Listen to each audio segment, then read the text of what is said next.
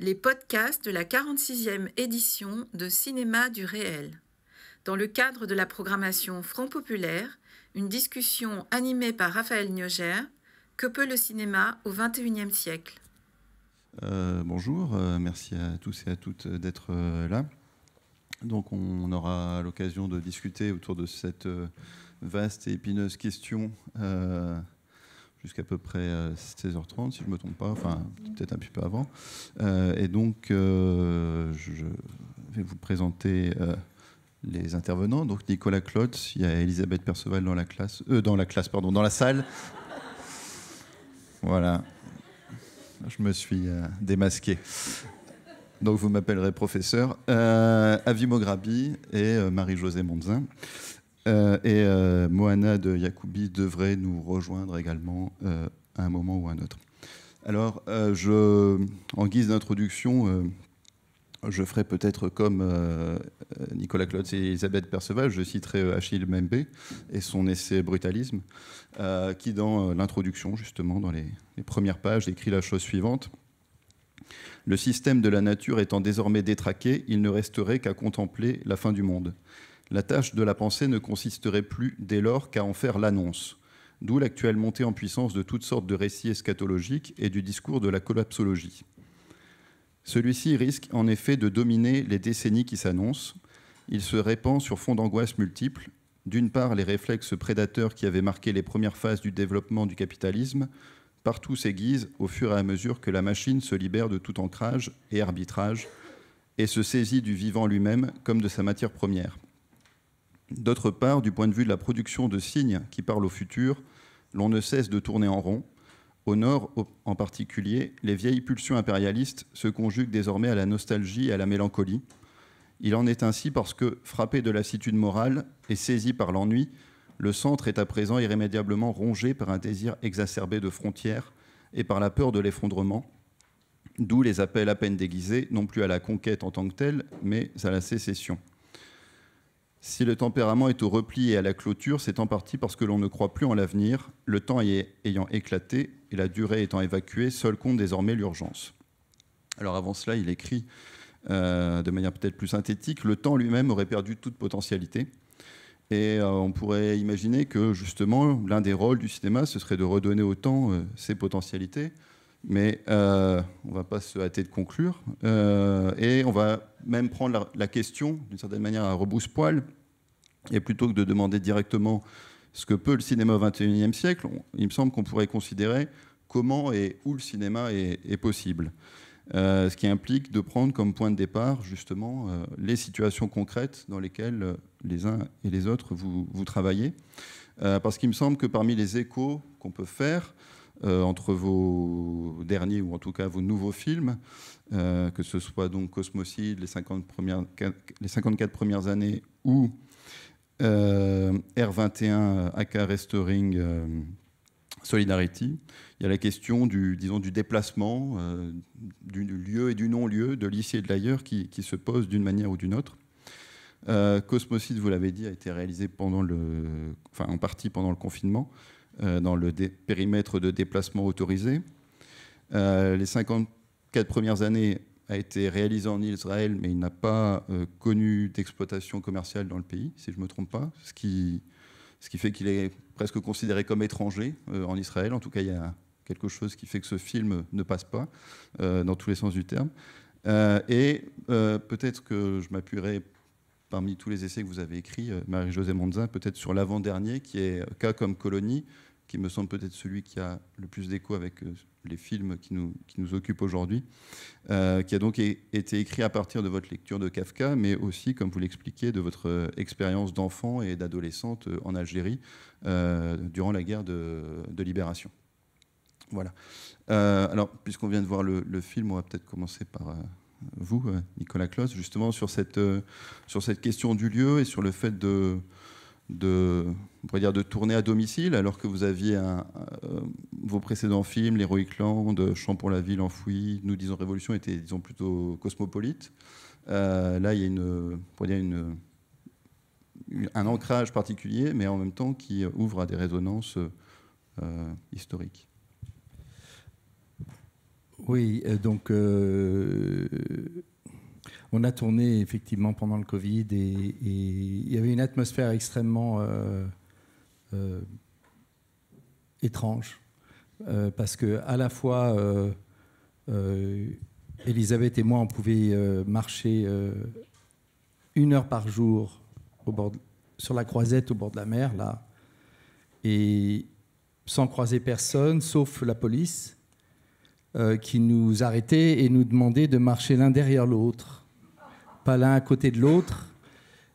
Du coup, Elisabeth disait, en le regardant droit dans les yeux, mais alors, comment on fait la nuit dans le lit qu'est-ce qu'on... Et c'est pas mon problème et tout ça. Et quand on tournait le plan de la mer, où il y a ce flair à un moment donné, il était 9h du soir et à nouveau personne, sauf la police qui arrive. On était quand même assez loin, près des falaises, donc il fallait le faire. Quelqu'un a dû dire, et j'ai vu des gens, bon, et il nous dresse 2 contraventions pour délit d'immobilité, parce qu'on était immobile en train de tourner avec un pied. Et on dit, mais comment vous voulez qu'on filme le coucher du soleil en marchant, quoi, ça n'avait pas de sens. Et il dit, vous n'êtes pas censé tourner, vous savez, c'est le Covid, c'est une épidémie, vous n'êtes pas censé sortir de chez vous. Donc, en fait, les questions qu'on se posait en faisant ce film, c'est dans le suspens qu'on a senti ça. C'est comment parler de la guerre, parce que cet océan, et c'était un peu un hasard, le flair dans la caméra, mais de l'autre côté de l'horizon, d'ailleurs, on l'entend beaucoup dans les vagues, on entend la guerre dans les vagues, on entend dans le ciel de la surveillance, et qu'est-ce qu'il y a de l'autre côté de la mer? La bombe atomique, dans notre film, qui irradie tout, et cette question de la guerre, quand on est français, notre génération, qui a vécu plusieurs décennies avec toutes les illusions et toutes les belles choses, etc.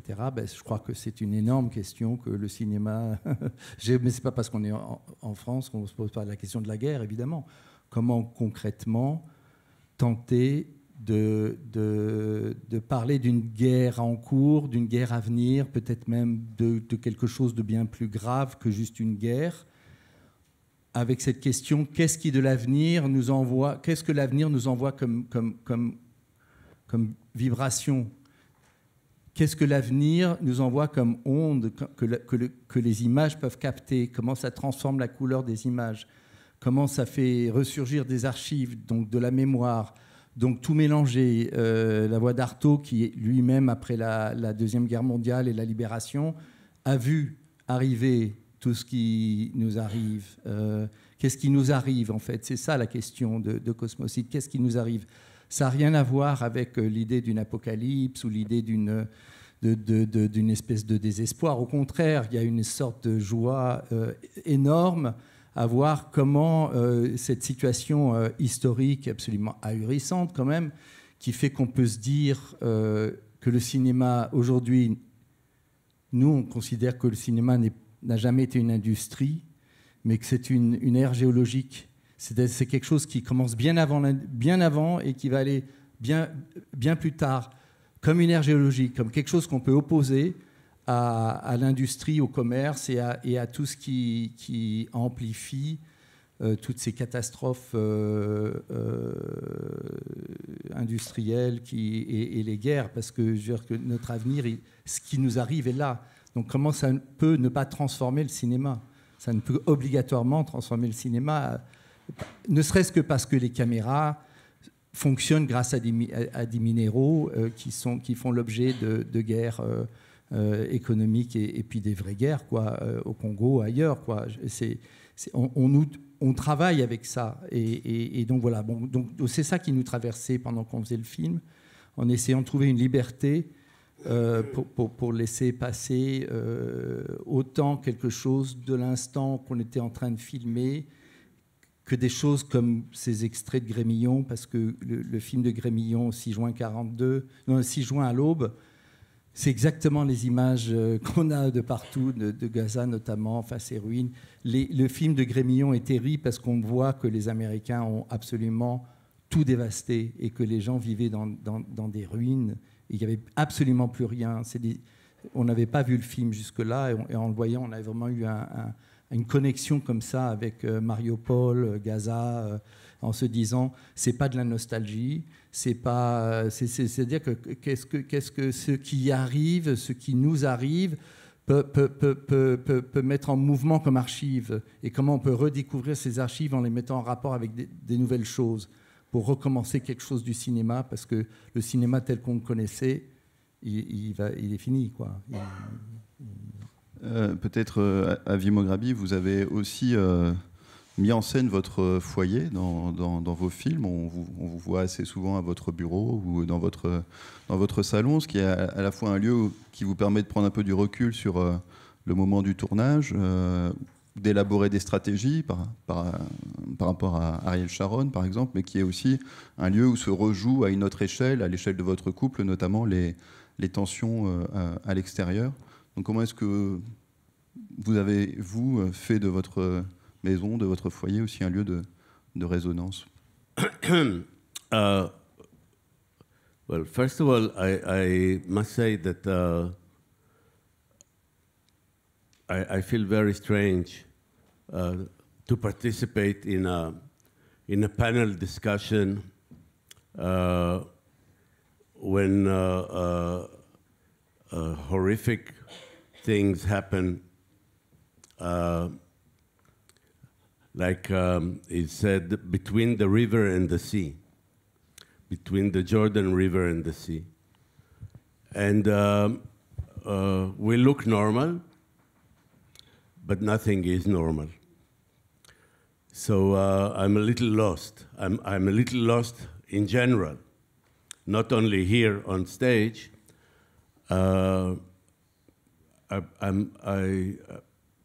You ask what cinema can do. I ask what we people, human beings, can do.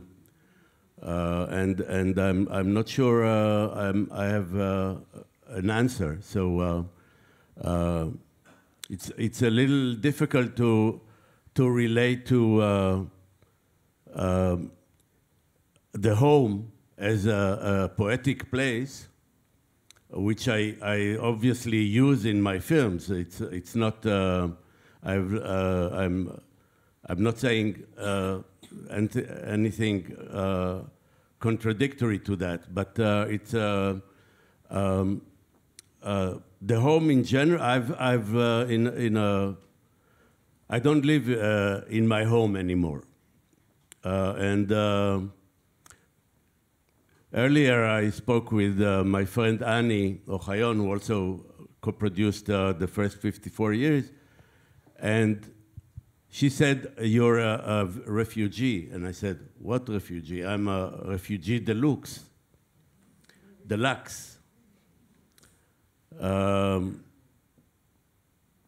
Nobody kicked me out. Nobody took my possessions. My apartment, my home is still there.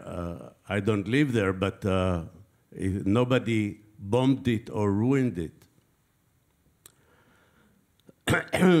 And I asked myself, what next? And I'm speechless. Sorry.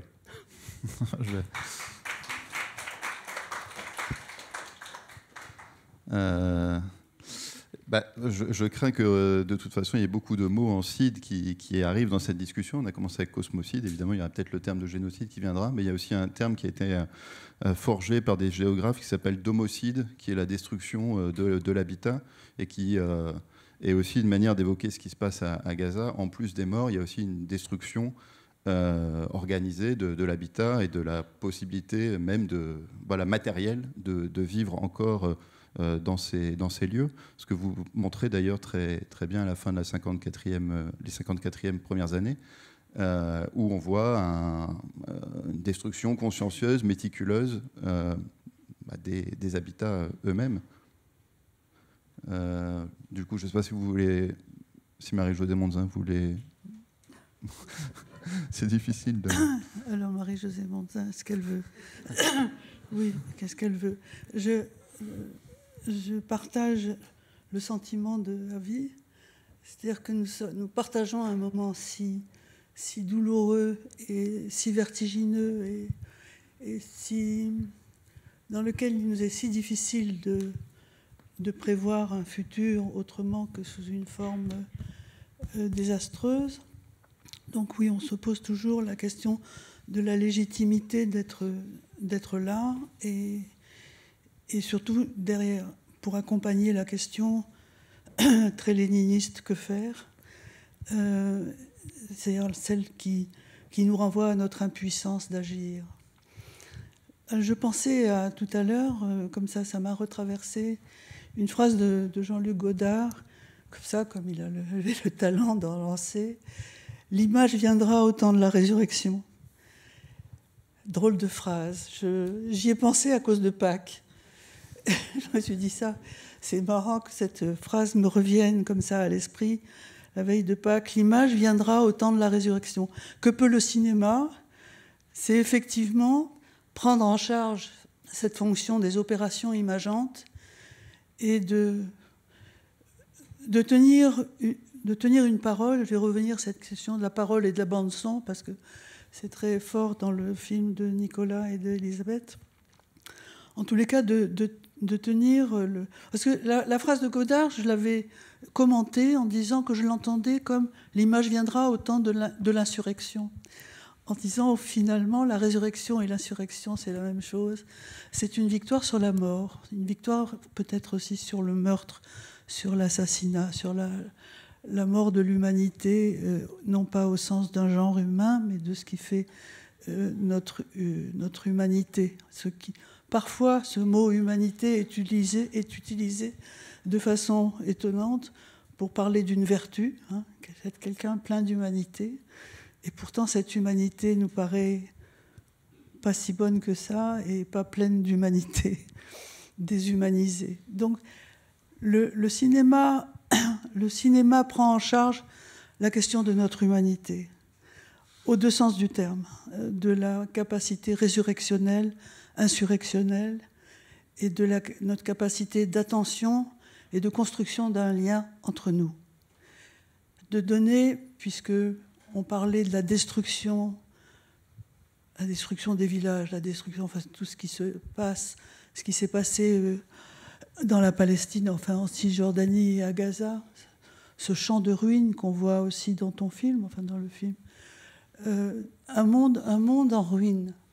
Un monde en ruine qui pose la question non pas simplement de la reconstruction, qui ne pose pas une question uniquement aux architectes, mais à celui de la tenue et de l'habitabilité. Est-ce que ce monde est encore habitable? Et quels liens entretiennent les habitants de ce monde entre eux? Et en quoi le cinéma est un agent, un opérateur d'habitabilité du monde? Et je reviens aussi sur la bande-son, parce que le son a été extrêmement travaillé dans votre affaire. Pas seulement parce qu'on entend Membe, la Boutancy, Artaud, mais la musique, voilà, les stridences, les sirènes. Donc la bande-son, c'est quoi pour les humains la bande-son? C'est la parole. Et je crois que tout le travail du cinéma, à travers le caractère résurrectionnel et insurrectionnel de l'image, a pour horizon le fait de sauver la parole, de sauver ce qui, dans notre humanité, est l'essence même de la bande-son de l'humanité, c'est la parole.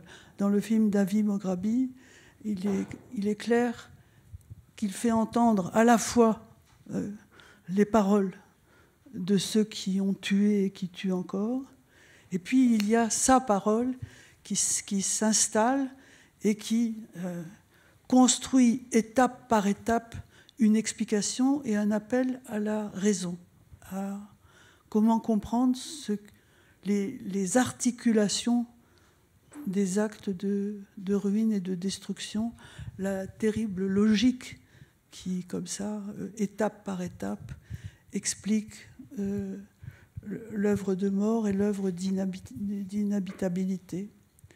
Donc, que peut le cinéma nous faire ressusciter, peut-être, nous empêcher de mourir. Voilà. Cinéma, lève-toi. Nouveau Lazare. Je ne sais pas si Nicolas voulait dire quelque chose sur la bande-son ou... Ayant passé il y a 2 ans dans un festival avec Avi, une soirée assez lumineuse et puissante comme ça, très tard dans la nuit, quand je t'ai vu arriver, j'ai évidemment senti tout ce que tu viens de dire, quoi, qui est tellement là et qui... voilà, donc je suis pris par ce réel, quoi, ce réel concret. Voilà. Il se trouve que par ailleurs, en ce moment, je travaille beaucoup avec Elias Sambar sur un film à venir qui va s'appeler Ardent Espoir. Et donc, cette question de la guerre, mais d'une guerre là, pour le coup, qui arrive depuis 75 ans, puis peut-être même avant, puisqu'il s'agissait aussi de la fin de la Deuxième Guerre mondiale et de cette espèce d'étrange équation de la Shoah et du génocide qui revient, ce mot-là, etc. Donc, comment faire, que peut le cinéma au XXIe siècle, ce que dit, enfin, toute cette question massive, en fait, je pense qu'en tant que cinéaste, elle se cherche avec des petites choses, surtout pas des choses massives, parce que le massif accentue le massif et notamment tout ce qui vient du monde de l'argent, quoi. Ce qui fait que quand tu parles du son, oui, il y a quelque chose dans le son de ce film, il y a quelque chose dans le son pour Elisabeth et moi, dans la lumière, dans la couleur, quelque chose qui est une manière de survivre. Mais le mot « ça ne va pas survivre » parce qu'effectivement, par rapport aux gens à Gaza, ça veut dire, nous, on est tellement privilégiés, tu as dit le mot de luxe, mais ce qui se passe aussi, nous atteint, et que la question du comment, en nous atteignant, comment on fait avec le cinéma aujourd'hui, comment on fait quand on est cinéaste avec le cinéma. Nous, on a la chance de pouvoir tourner autour de chez nous. On a quitté Paris pour pouvoir être plus libre et pour pouvoir installer notre matériel de tournage, de montage, pour essayer d'être le plus libre possible. Et être le plus libre possible, ça veut dire travailler avec des petites choses, mais qui rejoignent des choses qui nous habitent depuis tellement toujours, quoi. C'est comment se lever le matin, entendre les nouvelles. Quand tu es français, tu es écrasé par la lourdeur du monde, et pourtant, en travaillant ces petites choses, on a le sentiment que quelque chose de l'histoire arrive et qu'on essaye de filmer quelque chose de l'avenir. Et l'avenir, c'est pas... Même si ça passe par une espèce de catastrophe, une catastrophe peut-être sur 20 ans, 30 ans, pas nécessairement sur quelques fractions de secondes, bien qu'on ne sait jamais. Essayer de travailler depuis le coup d'après, c'est-à-dire qu'essayer de travailler depuis le coup d'après de la catastrophe, donc en recommençant les choses tous les jours. Ça, c'est une méthode de vie, et voir les rencontres que l'on fait dans ce coup d'après avec avec les choses, quoi. Mais surtout pas répéter ce qui nous entraîne, pas répéter les choses comme s'il ne se passait rien, quoi, comme si le monde ne changeait pas, comme si... enfin, je ne sais pas, quand on entend par rapport au climat et tout ça, de ne pas, comme dit Avi, qu'est-ce que nous pouvons faire, quoi. On a l'impression d'être tellement impuissants que ces petites choses avec lesquelles on travaille, enfin, auxquelles on vit, quoi, sont plus importantes que les grandes choses qui sont de toute manière des bombes, quoi. Peut-être si on revient aux 54e premières années sur le matériau qui a à la source du film, qui sont donc des témoignages récoltés dans le cadre d'une association, je crois, Breaking the Silence. Il me semble que ces témoignages dans le film évoquent des opérations, des événements qui ont eu lieu entre 1967 et 2008. Il y a des images aussi de 2014. Mais est-ce que la collecte est toujours en cours? Et est-ce que, d'une certaine manière, il est encore possible de faire ce genre de témoignage aujourd'hui, où il y a une sorte de blocage encore plus fort dans la société israélienne? Well, it's still unclear how many people will want to step forward and talk about what is happening now.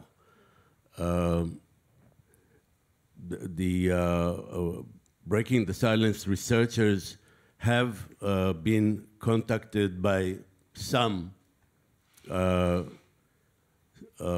soldiers or reserve soldiers that served in Gaza in the recent months, but it's not clear if this is a real phenomena or just a random.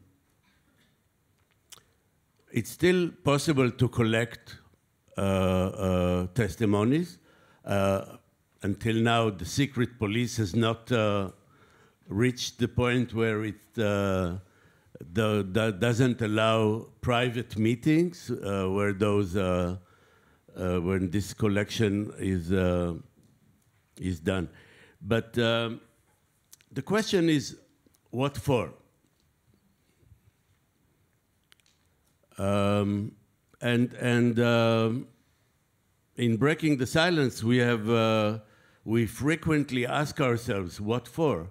We have already interviewed, or Breaking the Silence researchers interviewed more than 1,500 soldiers, and we have a huge archive of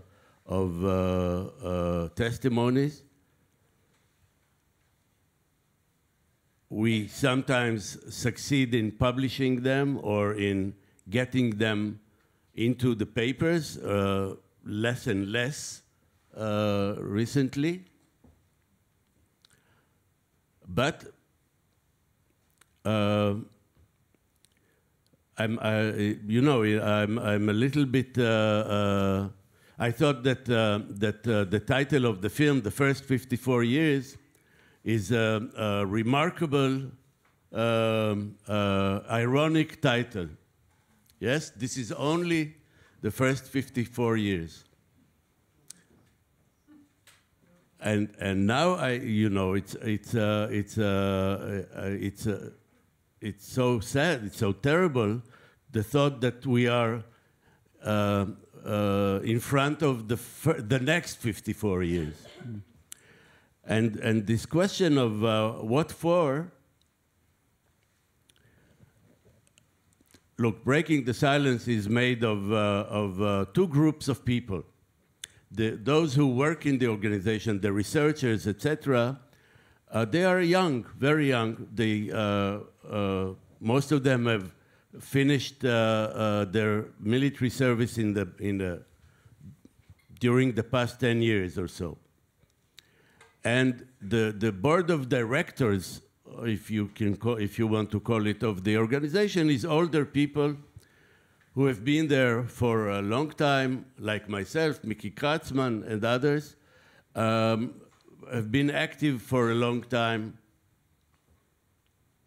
and have seen many disappointments in our activity, in our activism, yet we don't stop. And the young people, the young researchers, they ask, what for? If we do all this work, but we stand in front of a wall. You know, naively, in the past, we used to say that knowledge is power, yes? If people knew, they would do something about this knowledge, this information, due to change reality. But we stand in front of a wall now. This is our feeling. I'm not sure that the wall wasn't there all the time, but and what we answer the elders, the older people, sorry, not the elders sounds respectful. The older people, we answer, look, maybe it's not doing anything. Maybe it's we have no power. Maybe cinema, you know, there's a problem with this question. What can cinema do? Because then it implies that cinema can do something. I'm not sure. But we are collecting testimonies for the archive. If the present day is not ready for those testimonies, we are collecting them for someone in the future that may want to indulge in what happened, like we sometimes indulge in what happened 80 years ago. Après, évidemment, c'est facile de dire ça quand on est ici, mais le témoignage en tant que tel a une valeur, effectivement, même s'il n'a pas forcément un écho très fort. Mais cela dit, là, il semble que le gouvernement de Netanyahou se lance dans des opérations justement pour faire taire, Breaking the Silence, justement, où il y a toute une recherche de loyauté culturelle qui est à l'œuvre et qui prouve bien que malgré tout, ces paroles-là ont quand même une valeur, enfin dérangent quelque chose quand même. I'm not sure.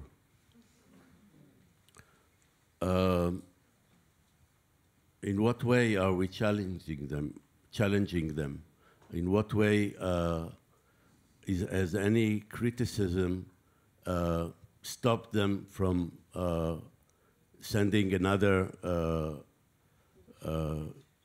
airplane to bomb people?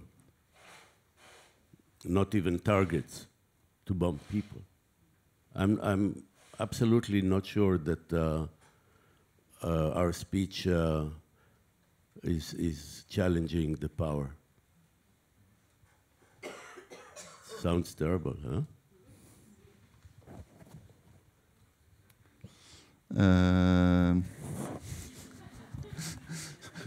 On est un peu dans une impasse, mais... Okay. We can... Non, mais attends, parce que je pense que ce qu'il vient de dire, est très important, quoi. Tant qu'on ne... Il ne faut pas se faire d'illusions, quoi. Tant qu'on s'illusionne sur les choses, ça ne sert à rien. On est complètement... c'est de l'anesthésie, quoi. Donc, quand on voit à quel point la situation est désespérée, désespérante, des choses peuvent peut-être paraître plus claires. Ce que disait Marie-Josée sur la parole, c'est une vraie question, parce qu'on est submergé en permanence d'images.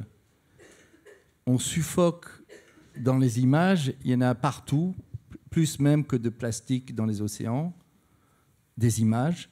Et pareil pour la parole. Et il y a quelque chose avec la parole qui s'est complètement détruit. Je veux dire,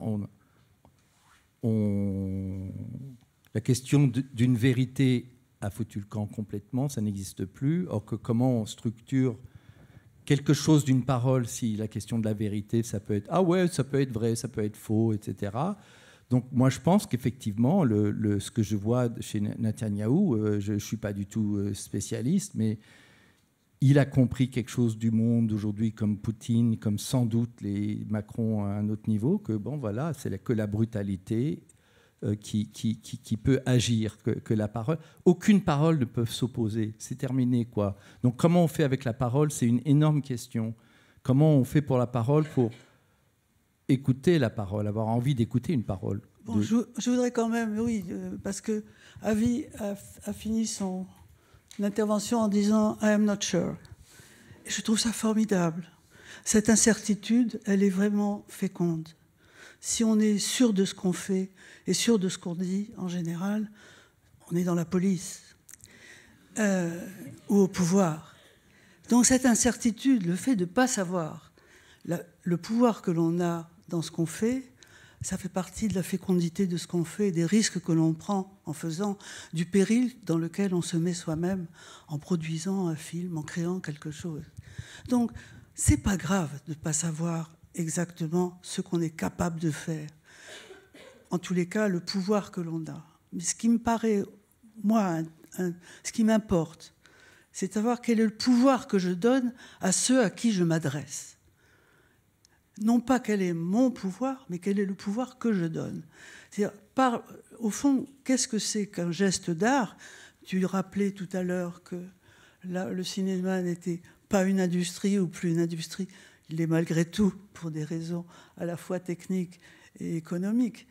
Mais il est un art. Et qu'est-ce que c'est qu'un art? C'est le choix d'une forme. Et qu'est-ce que c'est que le choix d'une forme? C'est le chemin émotionnel par lequel on va faire passer une idée, une puissance, une force, une énergie, un espoir impossible.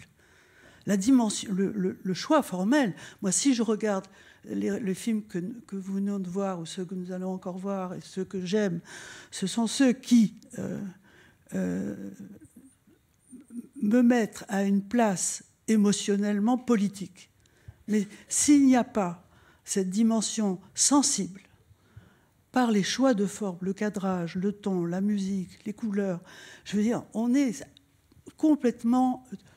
Le film s'adresse à tous nos sens, à nos oreilles, presque à notre langue. Enfin, je veux dire, il s'adresse à nous physiquement.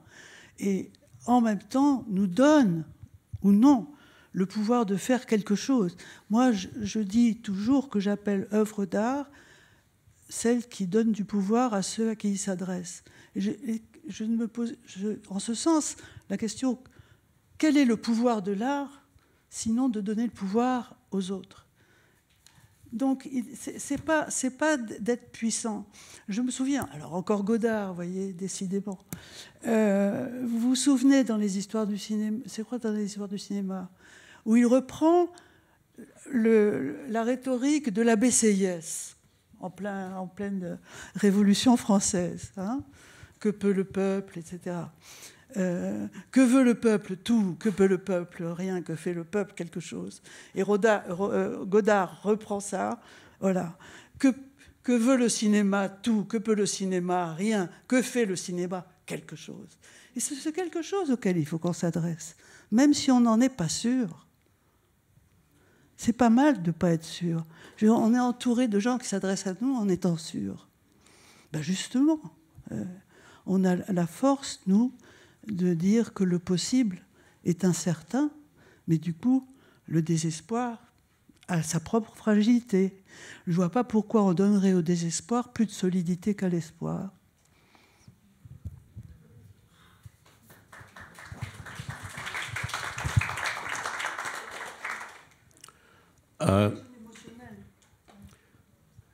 Yes, I want to connect to that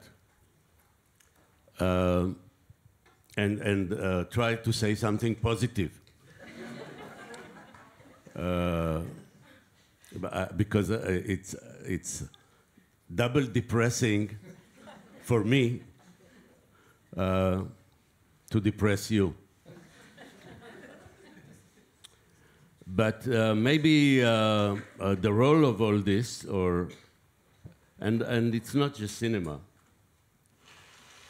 is the fact or the power of all this or the importance of all this is that we talk between ourselves.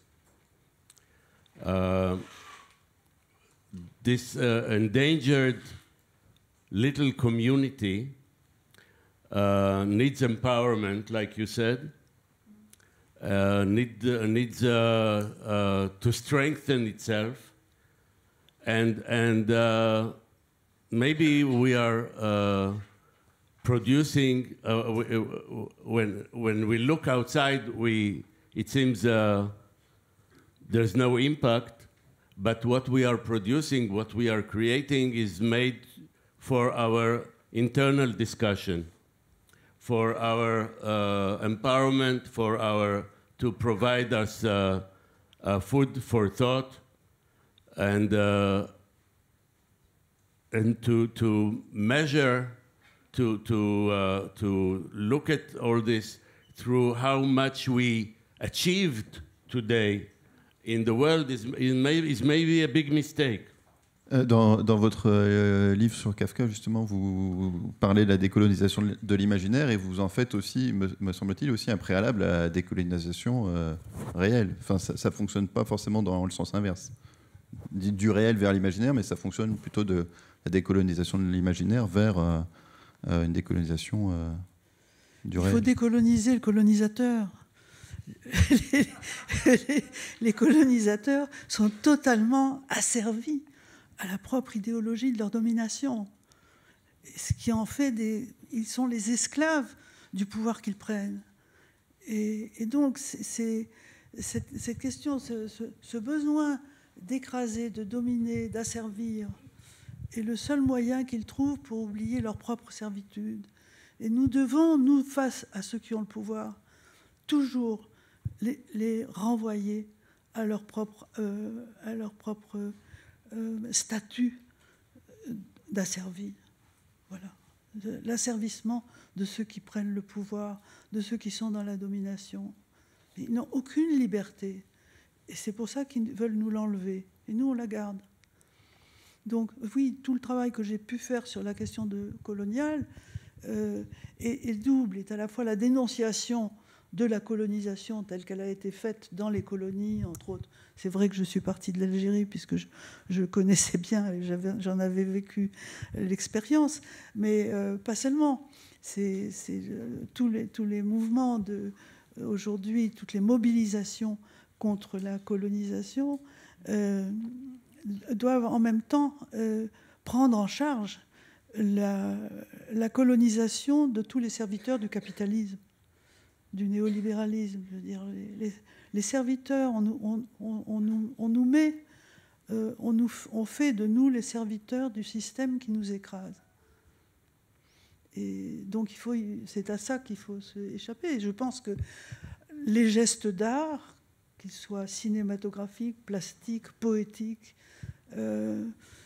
culinaires, ou les gestes d'accueil, puisque j'ai voulu faire ce livre sur l'hospitalité pour faire justement d'un geste d'art un régime majeur de l'hospitalité, et dire que l'hospitalité était un art, parce qu'il faut vraiment décoloniser, pas seulement les pays qui ont été colonisés, mais décoloniser les colonisateurs et les pays colonisants.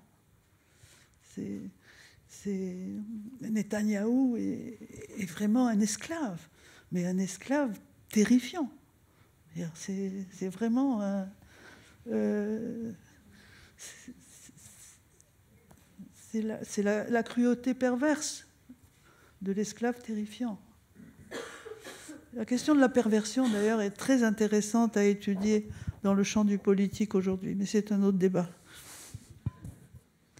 Sur cette question peut-être de l'accueil, ou disons de ce qui arrive de manière plus générale, c'est quelque chose qui a traversé vos derniers films, depuis l'Heroic Land, notamment.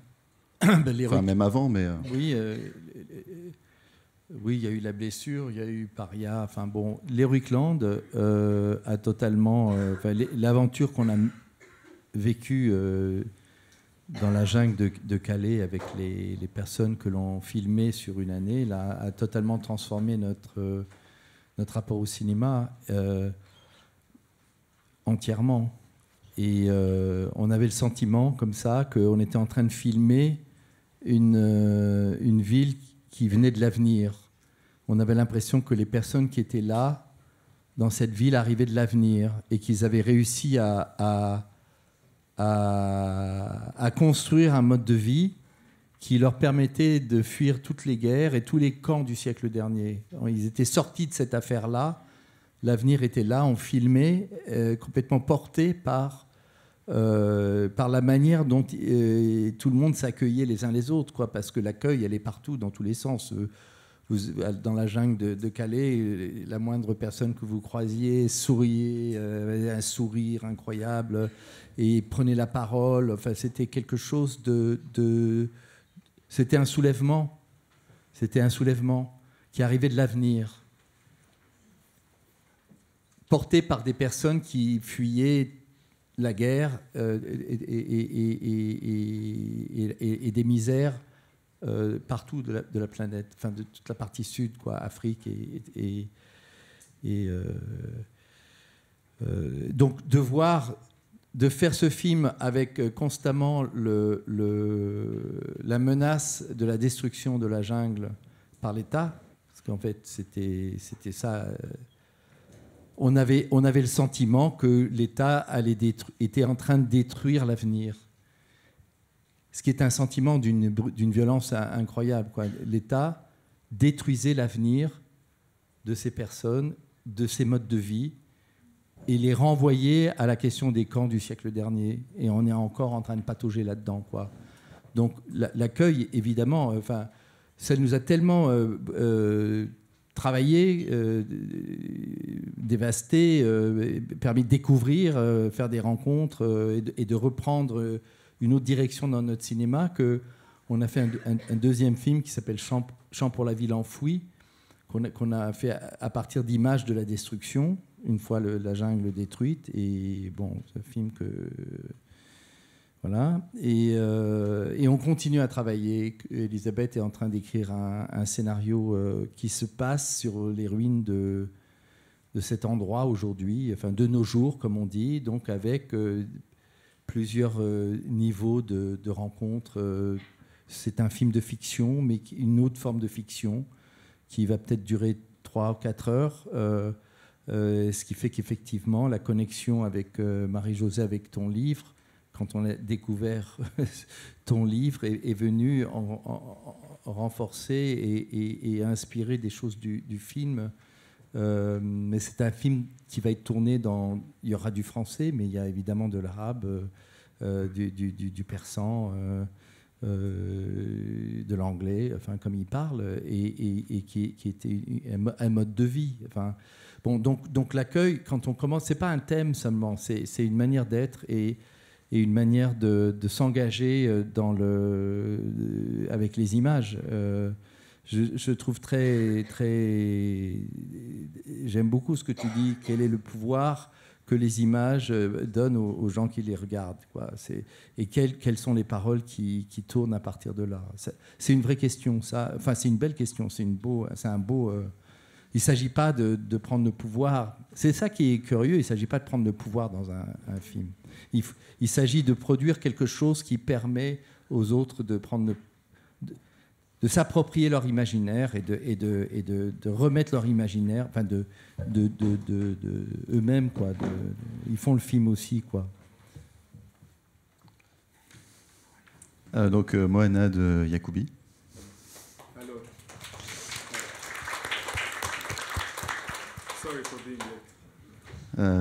Du coup, je vais peut-être... Yes. On cherche quelqu'un d'optimiste qui va nous remonter le moral. C'est une lourde... C'est un fardeau, voilà, que vous avez.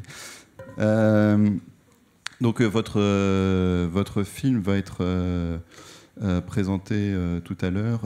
Alors, j'ai trop de papier. R21, Restoring... je suis en train de... Solidarity. Voilà. Donc votre film est constitué d'archives donc qui ont été tournées par des cinéastes palestiniens, parfois également japonais ou par des anglais, me semble-t-il. Il y a des reportages anglais et que vous avez retrouvés au Japon. Et ça s'inscrit dans un travail au long cours que vous menez à Gand, me semble-t-il, autour de justement des archives qui existent donc sur la Palestine, que vous remontez, que vous restaurez, remontez, numérisez, et que vous rendez aussi disponible pour partie en ligne. En tout cas, il y a un travail aussi éditorial, disons, avec le Palestine Film Institute. Voilà, donc je vous lance comme ça dans la conversation, mais peut-être, est-ce que vous pouvez parler de la découverte de ces images et de la manière dont vous les avez retravaillées, et peut-être du geste qu'on vous voit faire, qui est un geste de numérisation, justement, qui est, enfin, me semble-t-il, c'est ça qu'on vous voit faire, et qui est peut-être un geste un peu particulier. Il n'y a pas de parole, il n'y a pas de commentaire de votre part, mais c'est une... Voilà. Good evening, everyone, and sorry for being a bit late.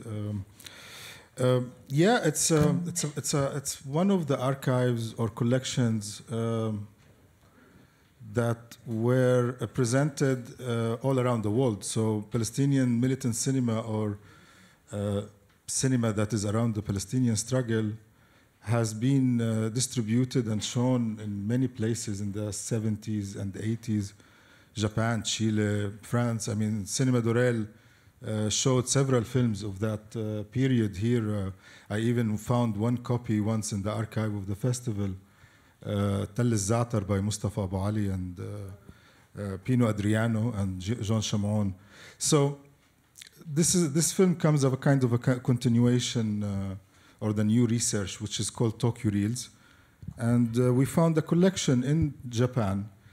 At the beginning, we thought that we found Japanese films that were made about Japan. But then when we went more to the collection, we realized it's the same films, but most of them are same, but they are adapted into Japanese.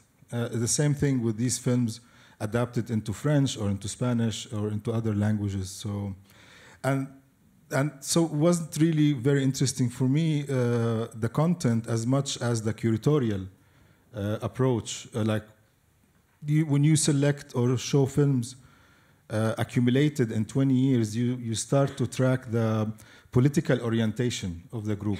There is always a very stereotypical relationship, like a vision of Palestine, Japan, that is only related to the Red Japanese Army and the PFLP, while there is a strong grassroots solidarity movement that is in Japan that is also related to anti-gentrification, environmental struggle, which also it's connected to the land. Because in Japan there is also a problem, an issue with being connected to Japan, and they found in the Palestinian struggle this metaphor of how to visualize and how to connect to the land in that sense. So yeah, this collection accumulated, and the research mainly was to think about how, what is the political orientation, what is their ideologies, and how is that separated, how can we see the Japanese left movement spectrum, because it's not a one group or two groups, it's a spectrum in Japan. That was the more interesting part, and somehow was fascinating for me to be, by looking at these films, that they are Palestinian, that we understand a little bit about the Japanese solidarity movement and the Japanese politics, left politics itself, which reveals a lot. So, but and the process as well, I wanted, like you asked about why I'm silent and I'm working on the archives. The film mainly for me, or the research, is mainly a methodology. It's how to deal with such collections, because you find these collections not about Palestine. So like Sahara struggle, for example, you will find collection about Sahara in France. You will find things about anti-Pinochet Chilean films and activism in Europe that are, we call it like imperfect archives. So it's not institutional archives, it's archive of people who were part of struggles and part of movements, that they keep these elements from the past, from an evidence of people's struggle, that at the end of the day, it's not documented by the state. So and somehow Palestinian struggle is part of that, and many other struggles that are still continuing in somehow. So that's the methodology that I was more interested in the whole project as Tokyo Reels. So we scanned the whole films, made subtitles, English, now we are doing the French, to be distributed and online, which proved very essential now with after 7 October. Like suddenly there is a whole wave of people and cinemas, micro cinemas, and solidarity initiatives that they kind of want to see this kind of films. So, which is in somehow becomes much more accessible than the films that have this production structures where you have to go through the sales agent and distributor to clear rights, and it becomes an issue. And people, activists and students, they either not familiar with these structures, and they don't have the capacity as well to deal with this. So these films are made in low quality, and they're available, and it suddenly was distributed all around. Many of these films and other films, especially from that period and period of the 80s. So. Dans le film, il y a un moment où il y a l'habitante d'un village qui a été détruit par l'armée israélienne dans les années 70, je crois, qui explique qu'il faudrait laisser les ruines en l'état et que ça servirait aussi d'une certaine manière aux Palestiniens à se souvenir de la violence subie, parce qu'elle dit finalement on est trop gentil d'une certaine manière, on oublie. Et bon, il y a cette question des ruines, mais quand on travaille sur les archives, ce qui nous touche aussi en tant que spectateur, évidemment, c'est le support et la façon dont il est touché par le temps, affecté par le temps. Et étonnamment, les bobines que vous avez sont très bien conservées, mais il y a quand même à certains moments des taches, des rayures un peu étranges. Voilà, est-ce que c'est quelque chose qui vous intéresse? Vous montrez le support en tant que tel, pas simplement l'image, mais aussi le support. Voilà, au fond, est-ce que dans ce support-là, il n'y a pas aussi cette sorte de puissance fragile qu'on évoquait à propos de la fiction ou des images de manière générale? Yeah, I mean, at the end of the day, restoration, there are several schools in restoration. So I personally more in that the scratches are evidence of time. And if we are removing these evidence of time, it's also removed from the period that it comes from. So these scratches and lines, and it also tells a lot about how many times these films were screened.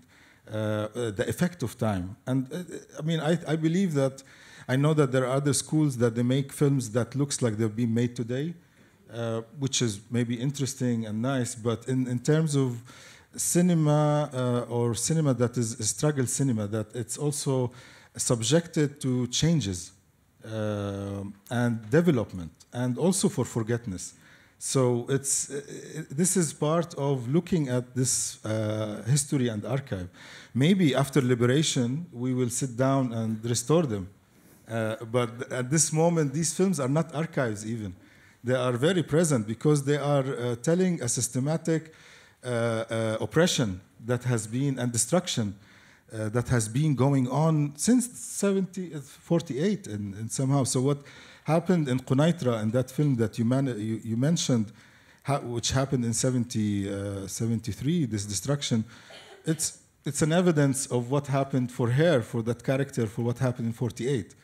And today, when we look at it, we are seeing an evidence of what's happening in Gaza today. So it's or what happened in Sabra and Shatila, or south of Beirut, or south of Lebanon. So there is this whole continuation of struggle that you can't create an archive without structure, without sovereignty. You only can keep moving it from one generation to another as a way to remember not only the struggle, like the methodologies of struggle. How do we do struggle and how do we build on it? So this is one of our issues of popular movements, that we always start from the zero. Like, we discover suddenly that poster is an important medium. But this is something that it's like from 68 in France. I mean, they have a whole culture in poster. But where the traditions are going, and we are lost because it's these kind of popular struggles are not documented and are not archived. The state doesn't want to archive the people's memory. The state only archives its own memory or the selective way of making memories. So it's the only way. I mean, Algeria, for example, didn't start making an archive or sitting the history until liberation. Before that, it was something else. And Cuba is the same thing. It's important to look at the parallel of anti-colonial struggles because we are still in the anti-colonial struggle in somehow. And that's what the failure of this whole post-colonial studies and approach is Palestine in somehow. So we have to keep on looking at these films as a, not agitator, but as more of a learning process. It's to learn Palestine, it's like to unlearn occupation and colonialism in somehow. So, and these films, these material are an element of learning more than cinematic. I mean, somehow, maybe 10 years ago, I was fascinated with the cinema of this material, but now I'm not fascinated with cinema. I'm fascinated of the political clearance. I'm fascinated with the language, the political language that it's used, and it can mobilize other generations. Because and somehow I feel like with what's happening, I mean, I'm sorry to be, but the thing is still going on. I mean, we failed as Palestinian intellectuals and cultural workers in telling the world what's going on, obviously.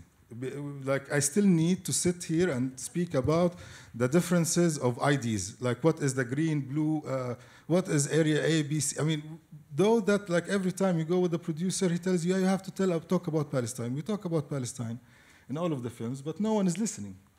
So what is the problem? We have to, it's where to kind of change our narratives. There is a certain disbelief in this whole cultural world, and somehow that it's, I don't know, maybe we have to read Gramsci more and somehow. Mais après, le souci, c'est qu'après la libération, comme on a pu le voir en Algérie, peut-être il y a un récit officiel qui s'impose et finalement, l'archive populaire reste toujours un peu souterraine. Enfin, c'est peut-être sa vocation de ressurgir comme ça par moment. Mais I will quote here Serge Lapeyron. He's a French filmmaker and was part of Vincent Cinema Group. He wrote in Carrière de Cinéma an article after 82. And there he talks about the destruction of the Palestinian archive in relation to the political moment of 82. And he says in that article that Palestinian memory exploded in 82. And fragments of this memory landed all around the world in forms of images, sound, reels, posters. So this archive, the idea of like to save the archive and put it all together, it doesn't reflect a real archival practice as much as reflect a power position. That somebody wants to put this archive together and somehow to suppress it, make it disappear. The best way to keep this archive operating is to keep it mobilizing. There is a segment of this archive all around the world. And when the moment of liberation, let's say, I don't know if we have to have a copy in somehow, but I also believe that this archive and these images is also a reflection of history of solidarity for these nations or people who kept these archives, whether in Japan, in France, and all around the world. So it's important not to centralize, at least at this stage. Maybe after liberation, we will think about how do we centralize it? Do we put it all in one place? But at this moment, like the example of the Japanese archive, they don't want me. We can't talk, where is the archive? I got it, I scanned it, we get it back, and the whole concept that we are still in struggle, we can't give our information directly to the system. And I believe that. Like, these are like kind of classic old school activists who just like sees the world, like if you didn't reach victory, your archive and your memory is always subjected to destruction. And the mission, the struggle, is to keep safe of it and not to spread and put a sheet where all of the information is clear and somehow. So I don't know if that answers your question. Oui. On peut peut-être regarder un petit extrait. C'est un film de Simone Bitton, Conversation Nord-Sud, et Serge Danet et Elias Sambar s'échangent des images. Ils en discutent et d'une certaine manière, ils remontent aussi leur histoire personnelle et du coup aussi l'histoire de la Palestine. C'est un extrait qui se situe à la fin du film. Il faudra du coup qu'on quitte la scène temporairement. Ça dure quelques minutes. Si tu veux, on s'est livré à une opération infiniment émouvante et toujours un peu mélancolique. Je crois que dès qu'on montre des images, le sentiment de passé est très très fort. Alors on est assez vieux pour avoir vécu des choses et pour se les montrer. En même temps, toutes les questions qu'on a soulevées continuent à être des questions. Donc moi je voudrais te poser comme question, comment tu vois pour un adolescent palestinien d'aujourd'hui cette question-là, c'est-à-dire est-ce qu'il va avoir des images antérieures à lui, dans laquelle il aura aimé être? Est-ce que les images de l'intifada qu'on voit à la télévision sont comparables à ce que tu m'as montré? Est-ce que les médias modernes posent aux enfants actuels le même type de questions? Ou est-ce qu'il n'y a pas un vrai glissement de terrain qui fait que maintenant, la question est encore plus difficile qu'avant? Moi, mon sentiment, bon, tu poses la question des enfants, est-ce qu'ils vont avoir des images à garder comme nous? Je crois que cette question est à poser pour tous les enfants du monde et plus uniquement pour les enfants de Palestine. J'ai de plus en plus le sentiment que la barbarie a désormais une potentialité universelle et la conviction que la résistance ne devra être qu'universelle. On ne peut plus fonctionner uniquement avec du national. On est entré dans une phase où le national, même quand il est tout à fait justifié et légitime, ne peut plus assumer seul la réponse. On passe à un moment où il va falloir avoir un peu les yeux partout. Et mon sentiment est que nous allons vivre des jours très durs, très difficiles dans la période qui vient. Je pense souvent à ce petit conte d'un mystique persan très célèbre pour des poèmes d'amour qui sont en même temps des poèmes d'amour de Dieu, tu vois, de la divinité, qui s'appelait Saadi Shirazi, donc Saadi de Shiraz, et qui raconte cette histoire que je trouve très belle et en même temps tellement vraie, qui dit tellement ce que nous sommes en train de vivre. Il dit qu'un soir d'hiver glacial, un mendiant arrive dans une ville, toutes les maisons sont fermées, les gens sont chez eux, ils ont très froid. Et le mendiant va à une porte et frappe à la porte. Personne ne lui ouvre. Et tout d'un coup, on lâche contre lui une meute de chiens. Il se baisse à toute vitesse pour prendre une pierre, pour la leur lancer, et il n'arrive pas à décrocher la pierre. Et le mendiant dit, étrange époque, qui lâche les chiens et colle les pierres. Je crois que nous allons vivre l'époque qui va lâcher les chiens et coller les pierres.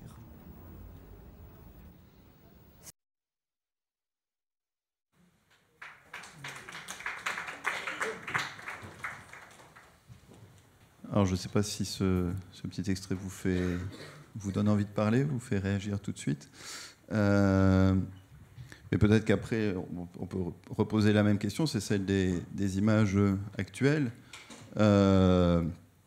Est-ce qu'on pourrait en faire? Alors, on sait qu'il y a eu les images du 7 octobre. Il y a eu sans doute aussi un certain nombre d'images qui sont produites par les soldats israéliens actuellement. Dans votre film, les 54 premières années, vous reprenez aussi certains documents qui ont été filmés par les soldats et que vous réintégrez dans ce récit. Et justement, c'est peut-être la question. Là, on a parlé des archives de la résistance, mais il y a aussi des archives, disons, de l'abjection. Qu'est-ce qu'on en fait? Est-ce qu'on ne les regarde pas? Est-ce qu'on n'en fait rien? Est-ce qu'on attend qu'elles tombent dans l'oubli? Voilà. Peut-être qu'on pourrait se poser aussi cette question-là. Yes, something interesting happened to archives whereas I think mostly, or my experience when making the first 54 years was that in the first 2 chapters of the film, which is from 1967 until 2000, the archives I used were mostly from traditional archives, TV stations, films, etc. Whereas from 2000 and later, the archives became, as unlike the earlier archives that were shot by onlookers, by bystanders, by professionals who came to look at the situation. Most of the archives in the third chapter of the film are shot by participants, either victims or victimizers. Some was shot by Palestinians whose homes were broken into by soldiers, and some were shot by soldiers who were, like the last shot of the film, happily bombing a house in Gaza. I think this is a very interesting change. Also tells us a little bit about how information travels today. I personally refuse to watch images from October 7 and October 8. Let's say that there are 2 October 7 and there is October 8. I also feel very uncomfortable about refusing to watch those images. And I sometimes say to myself that it's my role as a human being, not as a filmmaker, to watch those images. I think I know the data that's in those images, but I don't have, it's not the, definitely, I do not experience the emotional experience of really witnessing it even from afar. But this is a moment that at the moment I cannot watch them. It's too scary for me. Peut-être Marie-Josée Monzin, je ne sais pas. Est-ce que vous pensez qu'il y a une forme qui pourrait permettre de voir ces images d'une certaine manière? Ouais, il y a 2 choses. Le mot d'émotional vient d'être prononcé. À partir de quand les images constituent une archive? Parce que pour faire une archive, ça se construit, ça se garde, ensuite ça s'analyse lentement, ça se compare, ça prend énormément de temps.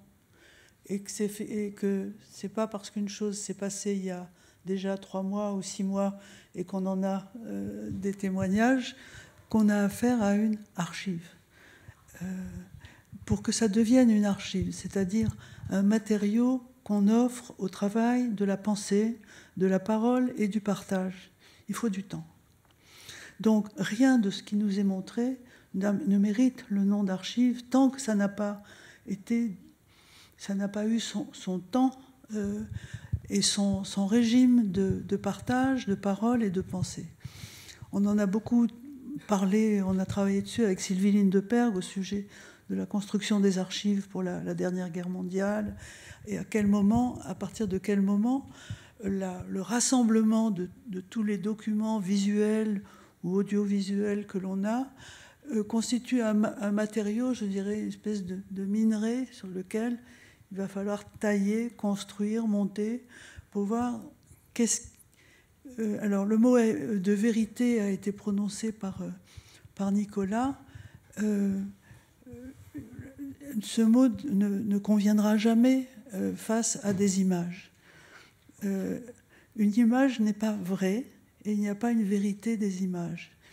C'est nous qui construisons les régimes de fiabilité et de sens que l'on veut donner à ce qu'on partage dans le champ visuel.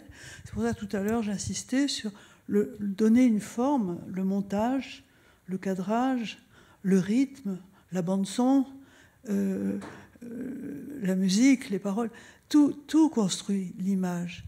Mais avant qu'une archive puisse entrer dans un régime d'image, il faut qu'elle-même ait eu son temps. Une des choses qui nous ravage le plus, c'est parfaitement analysé par des gens comme Hartmut Rosa ou plus récemment par Asma Mala, c'est qu'on nous soumet à une telle accélération, à une telle vitesse, une telle accélération dans un usage balistique, un bombardement au jour le jour, l'heure, ça vient de se passer, etc., que nous sommes une des plus grandes blessures qui est faite aux spectateurs et aux citoyens, c'est de lui enlever le temps de la pensée, le temps de la parole, le temps de la réflexion. On nous enlève le temps. Et je pense, si on revenait sur la question de que peut le cinéma, c'est de construire un réapprentissage temporel. Voilà. La durée d'un plan, etc. Échapper à cette espèce de bombardement et accéléré qui ne laisse aucune place. Donc, je crois que le mot archive, moi je suis tout à fait sensible à ce que dit Avi, c'est qu'il ne peut pas aujourd'hui regarder des images du 7 et du 8 octobre et le considérer comme une archive sur laquelle il va faire quelque chose, etc. Non, ça n'est pas possible. Il faut absolument garder cela pour pouvoir comparer, juger, etc. Ça prend du temps. Le travail, le cinéma, si c'est un art, c'est du boulot. Et le boulot, ça prend du temps. Il n'y a rien à faire. Et en allant vite, on passe à côté du sens ou on exécute. C'est-à-dire, on fait une exécution sommaire et immédiate du spectateur. C'est ça qui est fait pour nous. Et on ne peut pas l'accepter. Moi, je suis d'accord, on n'a pas à se nourrir aujourd'hui des images du mois d'octobre ou d'avant-hier. Je veux dire, ça va, quoi. C'est ce que je peux dire par rapport à l'usage qu'on peut faire du mot archive. Voilà. Après, on fait ce qu'on veut de l'info, comme on dit.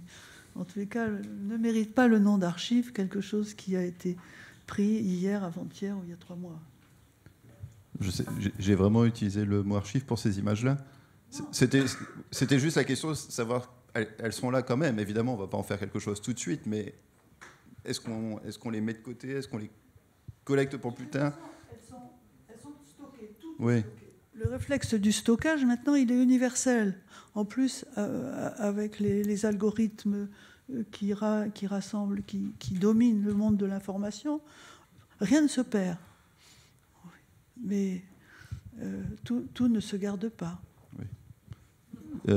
J'avais l'impression que vous étiez d'accord, Moana Diakoubi. Est-ce que vous voulez compléter sur ce point? Et puis après, peut-être qu'on prendra des questions dans le public. Oui. Yeah, I mean, I think we are not the speed of things that we are in the 21st century is much faster than our emotional processing. And I mean, usually as humans, we are not ready for these, but as political structures and media organizations, they feed on these things. So yeah, the images are there. Everybody is using them for their own benefit, whether the Palestinians, the Israelis, the West, the South, everybody is using the images for political mobilization. But cinema doesn't work like that. Cinema needs the time to settle in. And it's usually like, I don't think there was a serious film about the Shoah until the 70s. There was no serious film about Armenian genocide until the 80s.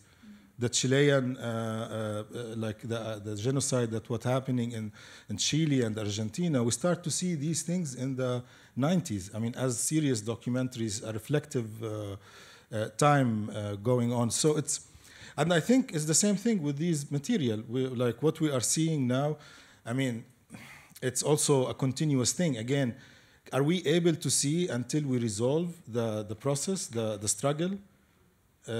That's very, I think that's doubtable. At least from our side as Palestinians, we can pretend that we are making films seriously about these, but as long the film is not mobilizing, the films are not contributing to the direct political discussion, we can't make cinema in that sense. And wherever we are trying, I mean, there was this post-Oslo period where we imagined that we can make art cinema. We can still pretend that we can make films as normally as anyone else. But now it just comes again as a reminder that there is an impossibility to continue life as normal, as a normal human being, pretending that you have a house, have a state, have social problem or psychological problem. No, you can't. This only can happen after you have this sense of freedom, of resolution, and if you're not contributing to the liberation of your people, there is a problem. And somehow, I think this, I mean, what happened in 7 October, what happened after, was just another reminder. People managed to see, I speak with many Palestinians, and this is for them like, that's how it looked in 48. That's the meaning of like when people like us like say, why do you leave your house? I mean, from Majdal. I come from Majdal, which is a city or a town south of Jaffa. Why? I asked my my grandparents, why did you leave? And the answer was never convincing. But now, when you see the image, like, when you are under bombardment and you just leave. My parents left their house in Gaza now. They collected the olives. They made the olive oil on the 6th of October. 7 October happened, and they didn't manage even to use it. This happened in 48. Happened constantly in throughout this history of settler colonial state. So, I mean, images has a political use that we are using, and everybody is using it. But cinema needs this time, and I agree totally with what you're saying, that we need time to, again, it's a structure. And there is no images without structure. It's not about the image, it's about who is looking at the image. And many people as well are saying, for example, R21. Before 7 October, okay, it's an archival film. After 7 October, it's a struggle film. Because it started to talk with using images from the past, from that history, reflecting on what is going on. That was not my intention, but this is what image does. And it tells you, like, when you're standing from this position, you see it from this way. If you stand from the other position as well, you see it in another way. And how can we resolve this? There is no way to resolve it. There is no perfect image, and somehow. It's our creation. It's our monster. Alors on va peut-être passer un micro, si quelqu'un a des questions. Du coup, redonner autant ses potentialités, comme disait MMB, c'est peut-être la réponse à notre question. Est-ce qu'on pourrait s'accorder là-dessus, du coup? Alors, est-ce qu'il y a des questions? Oui. Merci. Merci beaucoup. Thank you very much pour vos interventions, pour vos interventions. Ou je parle juste en français ou ouais. Merci beaucoup. Je voulais aussi vous demander, il y a quoi dans le temps, d'après vous, qui clarifie tellement notre perception sur les choses. Merci. Je sais pas. Ah si. Oui, là qu'on parle du temps qui est nécessaire justement pour avoir cette recul. Mais comment sortir ou comment rapprocher la force des éléments grâce au temps qui passe dans les archives, justement. Je pensais avoir été claire. Une image, d'abord, l'image cinématographique est déjà fortement liée à la temporalité par son rythme et par son déroulement. Et vraiment, c'est le cinéma et l'art dans lequel le rapport à la perception est nécessairement temporel et dans un déroulement temporel qui tient à la fois à la technique du cinéma lui-même, au temps du spectacle, à la durée, voilà, à la question de la durée, hein, bon, qui n'est pas pareil. Maintenant, j'ai évoqué, en ce qui me concerne, mais je crois qu'on était d'accord ici, sur la dénonciation ou la vigilance que nous devons avoir à l'égard des régimes d'accélération qui nous sont imposés. D'accélération, alors je vous renvoie particulièrement à des ouvrages qui méritent vraiment que vous alliez les regarder parce qu'ils analysent bien. C'est Hartmut Rosa sur la question de l'accélération. Et puis, j'ai parlé de Asma Mala, son livre sur technopolitique, dans lequel elle parle aussi à cause de l'intelligence artificielle, la façon dont l'intelligence artificielle nous pose un problème tout à fait nouveau, qui est celui de résoudre plus rapidement des problèmes, de plus en plus rapidement et pratiquement instantanément, des problèmes qui nous demandent au contraire du temps, de la réflexion, etc. Donc le régime, les atteintes qui sont portées à ce que Husserl appelait la conscience intime du temps, c'est-à-dire à ce que nous éprouvons, nous, mortels, c'est-à-dire qui avons un début dans le temps et qui allons mourir et qui vivons les choses dans la durée, qui avons créé à travers notre usage des images et de la parole ce qui s'appelle le récit, l'histoire, et à travers l'usage du langage, le raisonnement, l'articulation, la démonstration, le dialogue, autant de régimes de la pensée et de la parole qui sont impensables ou qui seraient impensés sans qu'ils puissent se déployer dans la durée. Donc le temps est vraiment le mode existentiel qui est attaché à nous et qui est secoué, je dirais, technologiquement par la vitesse des algorithmes et par le caractère quasi instantané de ce qui se passe à travers les nouvelles technologies de l'information, de l'image, de la diffusion, des réseaux, etc. Donc je suis presque un peu surprise, mais ça m'intéresse, compte tenu apparemment de la génération qui nous sépare, à l'œil, je vois ça, que quelqu'un justement puisse se demander en quoi le temps, puisse s'interroger sur en quoi le temps et la durée de la pensée, du dialogue et de l'image, et la nécessité de prendre son temps et de donner son temps. L'hospitalité, c'est donner du temps à l'autre. Hein. Parler, c'est prendre le temps de dire. Écouter, c'est laisser le temps de la parole, etc. Bon, ça s'oppose à tout ce que la militarisation de la pensée associe au bombardement et à l'instantanéité des bombardements. Plus ça va vite, plus on se débarrasse vite de la question du sens.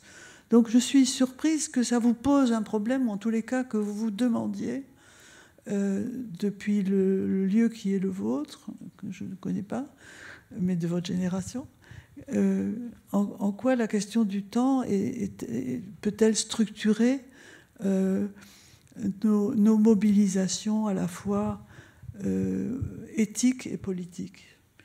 Et d'autant plus, si vous voulez, qu'il y a eu pendant très longtemps, particulièrement avant l'invention du cinéma, l'idée que l'image a quelque chose d'instantané.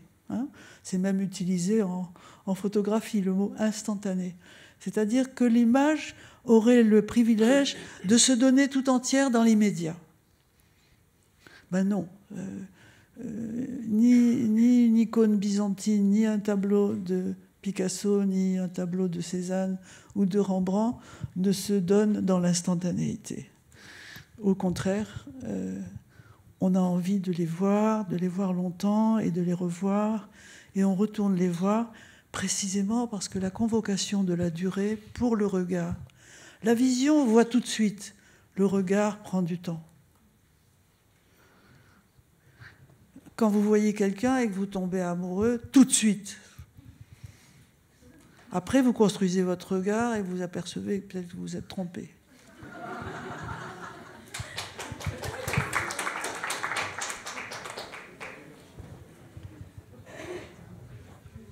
Bonjour, moi j'avais une question, peut-être plus pragmatique, sur la situation des cinéastes palestiniens, puisque vous avez dit que, en tant que cinéaste, avec ce qui se passe aujourd'hui, finalement, vous ne pouvez même plus être cinéaste tant que vous n'avez pas trouvé une solution politique concrète présentement à l'intérieur même de votre situation. Et ça résonne pour moi avec ce qu'on a vu dans l'extrait qui est passé, qui dit qu'il n'y a plus de solution nationale, que finalement la solution elle doit être universelle. Du coup, comment vous, en tant que cinéaste palestinien, qui vous sentez obligé de quitter le cinéma par la nécessité actuelle de ce que vous vivez, est-ce que vous concevez je dirais pas une solution parce qu'on n'en est pas là, mais une action, une pensée, une réflexion à l'échelle nationale, ou est-ce que, au contraire, vous envisagez par une échelle internationale, et si oui, comment ça s'articule justement dans ce dialogue avec des gens qui ne sont pas dans votre situation, quoi, et qui ont peut-être la possibilité de continuer à faire du cinéma ou autre? Yeah, I mean, not able to make films the same way that we've been making films. So it's also, I feel that I need to be more connected to my community. I need to change the structure of productions and distributions. I want to go get co-production from South Africa and Indonesia. I don't want to get co-production from here. And I want to distribute films there or somewhere other places that can listen to me. Because the last 20 years, we were getting the money only as a way to silence us. That's a way to contain the way we think.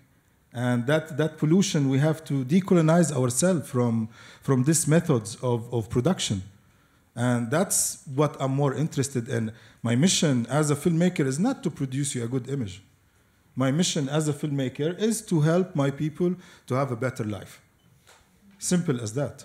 If I don't do that, then I'm not connected to my community. I don't know. I'm from Gaza, from West Bank, from inside 48 in the refugee camps, to reconnect this thing, to rebuild the community, because the last 20, 25 years, Oslo killed our communities and our connections. And we were all following Sarab, mirage. About a solution. I don't know the solution. I don't care about the solution. The only thing I care about is my community, the survival of my community, and the wellness and the ability to speak and to connect to communities that understand what we are passing through. And this is a question not only for Palestinians. It's obviously African cinema, Latin American cinema. We have to look at different way. Maybe I sound like some guy from the 70s. But it's obviously that project was not completed, and it had a great potential, as we can see from its hidden archive. And it's the way now, the time, not to make films is to make structures that are challenging what is there and who are we showing, bringing the question, making filmmakers not an artist. Filmmaker is the soul, it's a conscious of the community, and somehow it's the one who uses the image, sound, setup. If we don't think about the structure, a filmmaker is not just a role in a production. He is the designer of the whole process, and the designing of the process politically is what we have to be developing, and it's not a one-person thing. And again, we all have this urgency now about things, and it's because time it's very compressed. Because we are waiting for ceasefire, we are still waiting for ceasefire. We've been 6 months waiting for ceasefire, and I know that maybe this 6 months made me think that this is what I want to do in the next stage, and somehow that I'm not making films, I'm making networks, I'm making structures, I'm communicating with others about how not to prevent or to prevent the next genocide, and somehow that's more important. And film becomes a tool in order to prevent. It's not an emotional. It has the emotional potential. It has the aesthetical potential, but the purpose is to stop the next genocide. And the solution, I don't know. I don't know what is the solution, and it's a geopolitical solution or whatever. And I'm not the one who have to answer. I have to struggle to survive now. Of course, me and many of the filmmakers who are destroyed in somehow, in many ways. Bonsoir. Bonjour. Merci beaucoup pour cet échange. Justement, pour revenir sur la question de l'immédiateté et des images du conflit actuel à Gaza, l'autre jour, parce que c'est un sujet qu'on parle beaucoup actuellement, et on se demandait, il y a de plus en plus d'images sur des enfants qui ont été tués à Gaza. Et on se posait la question, parce que tout le monde partage ça dans les réseaux sociaux. Bon, pas tous les réseaux sociaux, mais militants de gauche, on va dire. Les gens partagent beaucoup ces images, et ce sont des images qui n'atteignent pas l'objectif du choc, parce qu'on a été normalisé à la violence, et du coup, qui, de mon point de vue, créent l'effet contraire. Ils invisibilisent. Et on se posait la question avec ma coloc, comment faut-il partager les images? Quelles images faut partager? Et s'il faut contrôler les images ou pas? Et c'est une question un peu ouverte et qui maintenant est un peu centralisée dans le conflit actuel. Et si vous pouvez en parler un peu de votre perspective. I don't know.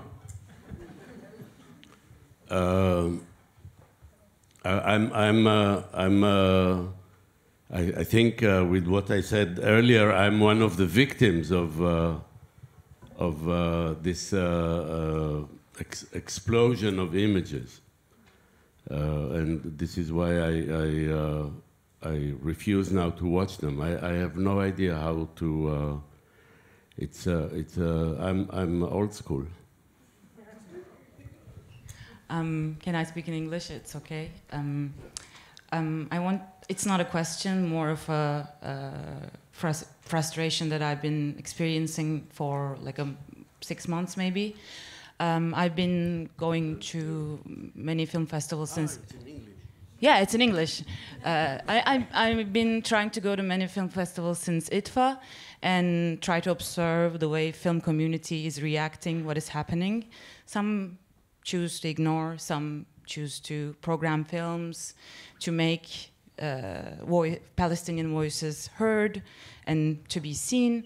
But I feel like at the end of the day, it ends up becoming only about us, our Westerners here, our perceptions, our frustrations, our being unable to watch the images. So I feel like when we're talking about capacity of the cinema, possibilities and capacities, I also feel like while watching these images, the only thing I feel is the impossibility of making a change. Just watching them, but not being able to do anything.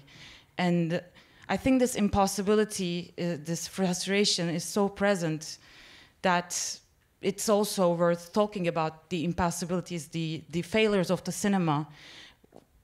We're just sitting here, but it doesn't, I mean, maybe this is so sentimental, but I feel like now, today, here, I feel like it doesn't really create any change. And I think, like Godard also talks about the failures of the cinema in the 20th century, and I think it's worth talking about failures of the cinema while talking about the possibilities of the future.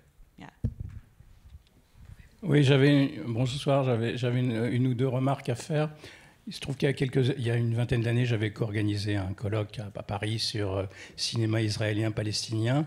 Et la question, c'était pas tellement quel était le pouvoir du cinéma, mais plutôt le pouvoir des réalisateurs. Parce qu'on avait invité des réalisateurs comme Elias Suleiman, palestinien. Puis après, j'avais rencontré Amos Gitaï. Leur problème, c'était de faire des films avec l'argent israélien et pas tellement faire évoquer les questions éthiques de la guerre. Alors je me suis posé des questions parce qu'on emploie souvent des choses un peu à tort et à travers. Marie-José Monzin, au début de votre exposé, vous citez Que faire de Lénine. Bon, Lénine, ça a été quand même la terreur de masse dès 1918-21, avec des choses horribles. Il suffit de lire sa lettre sur le terrorisme qui va être éradiqué, les premiers goulags qui sont mis en place dès 1923 sous sa signature, etc. Bon, je veux savoir, on parle de génocide, qu'est-ce que ça veut dire? Je ne soutiens pas du tout la politique de Netanyahou, je suis allé souvent en Israël et aussi en Palestine, le problème n'est pas là. Mais enfin, le génocide prend un terme très particulier, dans le cadre, effectivement, d'une politique industrielle de mort, telle que ça a été en Arménie, ça a été avec la Shoah en Allemagne nazie, ça a été au Rwanda, etc.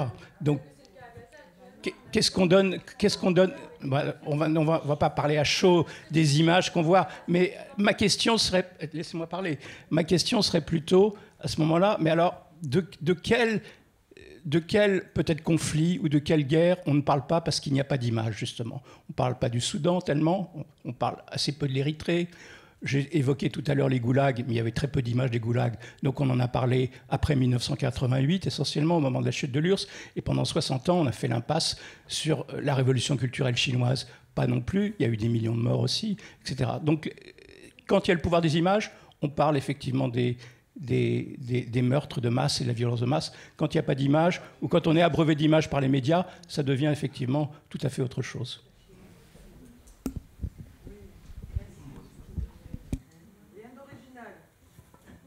Alors peut-être une dernière question. Question.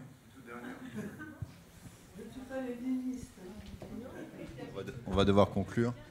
Non, moi, vous avez parlé effectivement du génocide arménien, que ça n'a été couvert au cinéma que dans les années 80. Bon, je suis un cinéaste arménien et à ce moment-là, on a créé l'association audiovisuelle arménienne dans les années 80 avec Serge Avedikian et d'autres opérateurs cinéastes. Avant de s'emparer du cinéma pour en parler, pour recueillir les derniers témoignages qui pouvaient encore exister en France, à Marseille, à Nice, à Valence, à Dessines, à Lyon, il a fallu qu'il y ait une action violente. Les justiciers du génocide, au début des années 80, ont abattu quelques ambassadeurs turcs. Il y a aussi l'occupation de l'ambassade de Turquie, qui fait que tout d'un coup, la presse s'est réveillée, a sorti les archives de cette chose qui était totalement niée, ignorée. Même la France ne reconnaissait pas le génocide arménien. Et nous, bon, avec des caméras, on a dit on va le faire avant que ce soit trop tard. Et effectivement, on a parcouru la région de Marseille, tout ça, Nice, et on a recueilli les derniers témoignages des gens qui avaient 80 ans, 82 ans à ce moment-là. Je suis désolé, je suis un peu ému, mais bon, c'est pas facile d'être porteur de ça, quoi. Et bon, il y a eu d'autres films, il y a eu des archives pour préparer ce tournage où il y a eu 2 heures à Antenne 2, je crois à l'époque, c'était un dimanche, 2 fois 1 heure. Mais avec les peu d'archives qu'on avait pu avoir, quand même une quinzaine d'heures, puisqu'à l'époque, il n'y avait pas les petites caméras, il y avait que des humatiques. Ces 15 heures de témoignages sont déposées à la BNF et à l'INA. Et 10 ans après, j'ai fait un autre film qui s'appelle Mémoire arménienne, avec peut-être une historienne qui m'a aidé aussi à faire que tous ces récits s'inscrivent dans une histoire qui est l'histoire du génocide arménien, pas seulement une histoire émotionnelle comme dans le premier film. Voilà. Merci. Merci. Je crois qu'on va arrêter là. Merci à tous.